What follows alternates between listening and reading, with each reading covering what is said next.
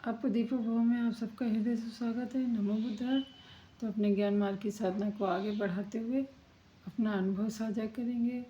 अपनी कुछ जीवन में जो बातें मेरे पर सही उतरी हैं और विपश्यना से कुछ फ़ायदा हुआ है, वही सब मैं आप लोगों के साथ साझा करती हूँ। और आप लोग भी अगर आपको लगता है कि आपने कुछ नया सीखा है, तो वो अपने आसपास या अपने जो आपसे बहुत ही घनिष्ठता से जुड़े हुए लोग हैं, उनको ज़रूर बताइए। और लगता है कि आपको कि हाँ, उनको इस चीज़ की ज़रूरत है, अगर ये चीज़ जानने के बाद उनका जीवन कुछ सुधर जाता है, सफलता पाता है, तो कहीं ना कहीं आप भी सद्मार्ग के पर आप चल रहे हो और आप भी अपने जीवन का उद्देश्य पूर्ण कर रहे हो। हमारे जीवन का उद्देश्य ही क्या है? यही तो है कि ये धरा पे आए हैं और इस धरा के समस्त प्राणियों से मिलजुल के रहें, सहृदय रहें, प्यार प्यार से रहें, और जो हमने अच्छा सीखा है वो सब पे बांटें, हमेशा दूसरों की भलाई करें। हमने तो अपने जीवन में यही सीखा है, परंतु वर्तमान समय में सभी लोग तो अच्छे नहीं हैं इस धरा पे। कुछ लोग जैसे कि लगता है कि प्रकृति ने बैलेंस बना के रखा है, सामंजस्य बना के रखता है कि ये अभी जैसे कुछ हम फॉर एग्ज़ाम्पल जैसे उदाहरण के लिए हम मान लेते हैं कि प्रकृति ने 100 इंसानों को जन्म दिया, तो 100 में से समझ लो हमारे 10 हैं हाथ, उंगलियां और हाथ की, तो यानी 5 अच्छे होंगे और 5 बुरे होंगे। तो इसमें से अगर एक भी इधर आ गया तो इसकी संख्या बढ़ गई, या इसमें से एक भी इधर आ गया तो इसकी संख्या बढ़ गई। तो मेरे नज़रिए से देखो, जो वर्तमान का समय है वो यही पद्धति पर मैंने अनुभव किया है कि अच्छे की संख्या अगर बुरे में चली गई तो बुरा समाज में बुराई दिखती है।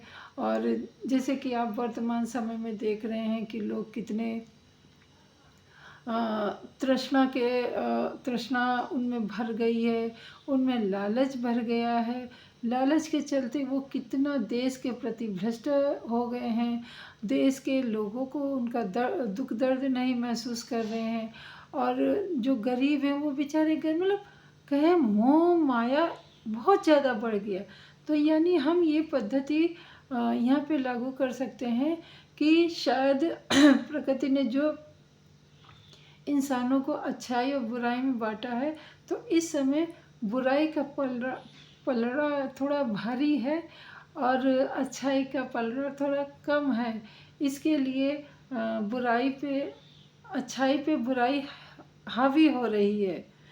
तो कहने का मतलब है, अगर जैसे बुद्ध के समय में अच्छाई बहुत थी, बुद्ध के ज्ञान को पाकर लोग सत मार्ग पे चल रहे थे, अपने नियम पालन कर रहे थे, शील का पालन कर रहे थे, प्रज्ञा का पालन कर रहे थे, तो अच्छाई का पल्ला भारी था और समाज में अच्छाई उन्नति ही हो रही थी।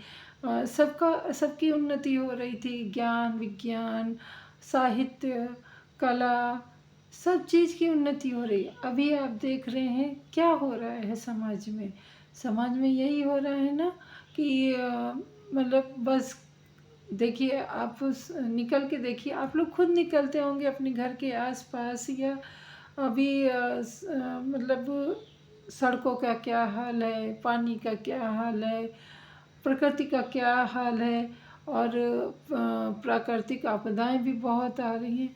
तो यानी इससे ये प्रूफ हो रहा है कि हमारी जो जनसंख्या है वो बुराई की तरफ ज़्यादा अग्रसर है, उसमें लोभ मोह तृष्णा बहुत कूट के भर गई है। तो हम आप ही छोटे छोटे कदम उठा के इस जो संतुलित नहीं है तो इसके संतुलन को बनाएंगे, और जो बुराई की तरफ गए हैं लोग, उनको मन को शुद्ध करके उनको अच्छाई की राह पे लाएंगे, जिससे कि प्रकृति का संतुलन बने और समाज में भी संतुलन बने। समाज सुंदर हो, स्वच्छ हो, स्वस्थ हो। तो हमारी लोग की तो यही आशा है। और यहाँ पे मैं एक बात और ये कहूँगी कि अच्छा कार्य करने के लिए आपके साथ शुरुआत में कोई नहीं चलेगा। आप अकेले अगर चल भी पड़े तो आपको हज़ारों बुराइयां उसमें बताई जाएंगी, आपको नकारा जाएगा, आपको मतलब ऐसा कहेंगे कि अरे ये तो साधु हो गई, सन्यासी हो गई, ये हो गया वो। क्योंकि इस समय मैं कुछ ऐसे ही दौर पे गुजर रही हूँ। अगर मैं किसी को अच्छी बातें बताने जाती हूँ तो वो लोग यही कहेंगे, भैया तुम अपना घर देखो, तुम अपना देखो, तुम साधु सन्यासी हो गई।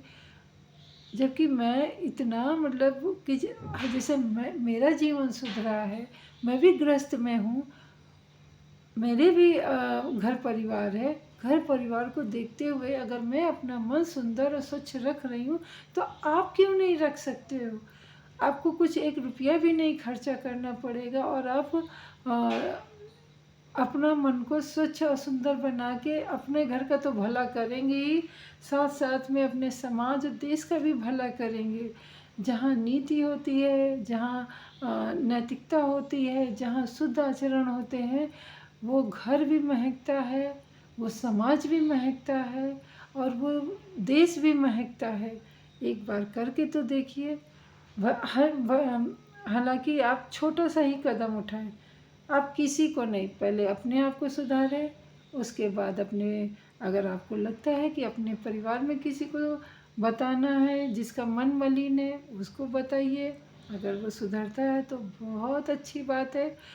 फिर धीरे से अपने मोहल्ले में जाइए, फिर मोहल्ले से अपना रिश्तेदारों में, फिर अपने समाज में, फिर अपने देश में, और धीरे धीरे करके आज नहीं तो कल अच्छाई का फिर से वर्चस्व होगा, फिर से संतुलन होगा। और हम ना सही, हमारे बच्चे, आने वाली हमारी पीढ़ियाँ स्वस्थ रहें, सुंदर रहें, सुखी रहें, मन से निर्मल रहे, यही मेरी आशा है। और इन्हीं शब्दों को मैं अपने समेट रही हूँ इस वीडियो में। और मिलते हैं अगली वीडियो में, तब तक के लिए नमो बुद्धाय।